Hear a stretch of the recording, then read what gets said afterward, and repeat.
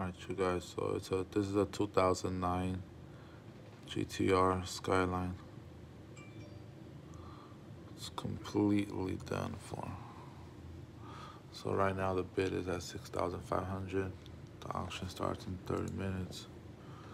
This is the driver's side. The back wheel ripped off. The whole car is done. Really nice paint job.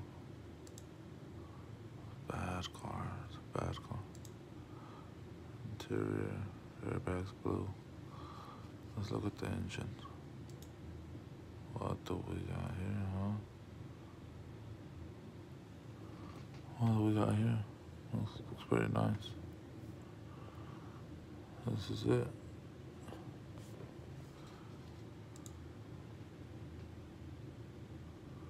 Looks like the intercooler's gone off of it.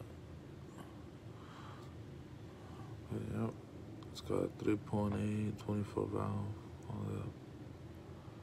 Salvage, always from Florida. Engine damage, okay. So I guess some Russian's gonna fix this.